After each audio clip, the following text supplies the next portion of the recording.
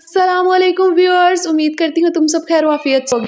Viewers, video को last तक enjoy करना एंड देन लाइक और सब्सक्राइब करके जाना और कमेंट बॉक्स में ज़रूर बताना कि अगर तुम लोगों के साथ कभी कोई ऐसा वाक़या पेश आया हो तो। चलो आज की स्टोरी हम स्टार्ट करते हैं।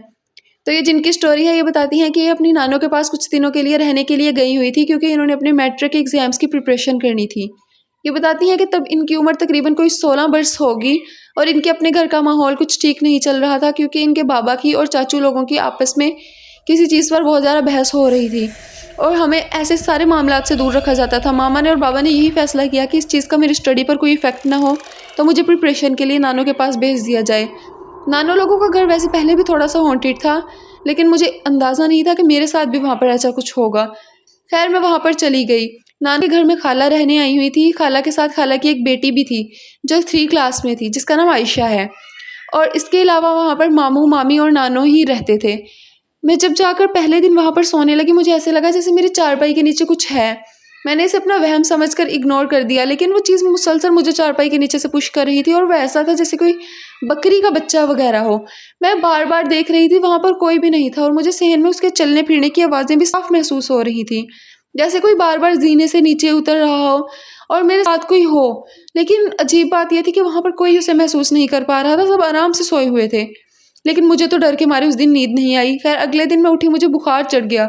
सबने मुझसे पूछा लेकिन मैंने यही कहा कि शायद मौसम चेंज हो रहा है, ये इसी वजह से हुआ होगा।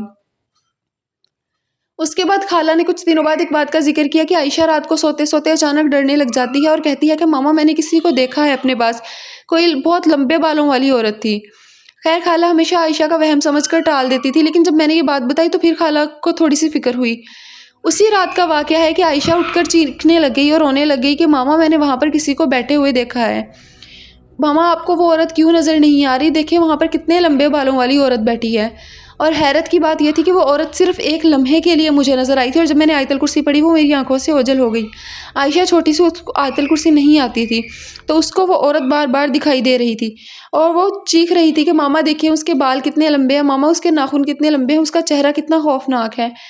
और वो मेरी तरफ ही देखकर हंस रही है। जब खाला ने ये बात नानों को बताई तो नानों ने पास वाले कारी साहब से दम करवा कर आयशा को पानी पड़वाया। आयशा को वो पानी पीते सारी खून की उल्टियाँ आना शुरू हो गई और इस चीज़ ने हम सबको हैरान करके रख दिया। खाला इतनी परेशान हुई कि खाला ने सोचा कि मैं यहाँ से चली जाऊँगी, लेकिन फिर यही सोचा कि वहाँ पर ससुराल वाले क्या कहेंगे कि माँ के घर गई थी, इतनी जल्दी वापस क्यों आ गई, जैसा कि सबको पता है कि बैकवर्ड सोच। तो खैर खाला को मजबूरन कुछ दिन वहाँ पर मज़ीद गुजारने थे लेकिन खाला को आयशा की भी बहुत फ़िक्र थी। खाला ने मुसलसल सूरत बकरा की तिलावत शुरू कर दी और वो नमाज में भी किसी किस्म की कोताही नहीं करती थी क्योंकि आयशा उनकी इकलौती औलाद थी जो तकरीबन 10 साल बाद पैदा हुई थी और खाला को उसकी बहुत ज़्यादा फ़िक्र रहा करती थी। ये वाक़यात ऐसे ही मुसलसल जारी रहे। कुछ दिनों बाद मेरे साथ भी ऐसा ही कुछ हुआ। जैसे कि मैं सीढ़ियों से उतर रही थी, मुझे किसी ने सीढ़ियों से बहुत ज़ोर के धक्का दिया, इतना ज़ोर से कि मेरी एक बाजू फ्रैक्चर हो गई। मैंने ये बात किसी को बताई तो नहीं लेकिन मुझे था कि अगर मैं बताऊंगी भी तो घर वाले परेशान होने के अलावा कुछ नहीं कर सकते क्योंकि नानों के घर में ये वाक़यात आम है। उनका गाँव ही है पूरा ऐसा है कि वहाँ पर ऐसे कुछ ना कुछ वाक़यात होते रहते हैं। दरअसल नानो लोग बताते हैं कि ये मकान बहुत पुराने हैं, इतने पुराने कि अंग्रेज़ों के ज़माने के ये मकानात हैं। और यहाँ पर हमने जब एक दफ़ा खुदाई की थी तो यहाँ पर नीचे कुछ घड़े मिले थे। उन घड़ों में जैसे कि हिंदू लाश जलाकर अपनी उसकी राख डाल देते हैं, वो राख थी। कहते हैं कि हमने वो सारे घड़े तो हमने जला दिए थे, ख़त्म कर दिए थे, लेकिन उनमें से 2 घड़े तुम्हारी खाला ने रख लिए थे ये सोच कर कि मैं इन पर कोई आर्ट एंड क्राफ्ट करूँगी। शायद उनकी वजह से हमारे घर में ये वाक़यात ज़्यादा पेश आते हैं।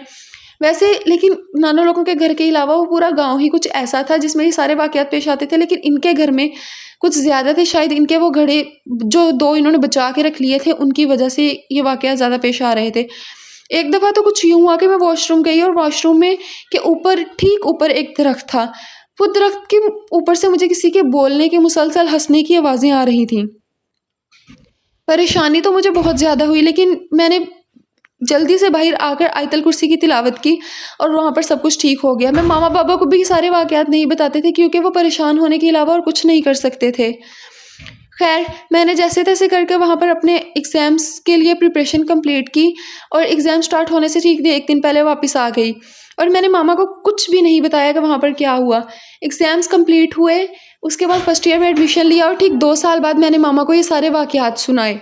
ماما کو بتایا تو ماما اتنی حیران ہوئی کہ میں اتنی بہادر کب سے ہو گئی کہ میں نے یہ ساری چیزیں خود سے فیس کر لیں، اور الحمدللہ اب میں نے نماز بھی پراپر پڑھنا شروع کر دی۔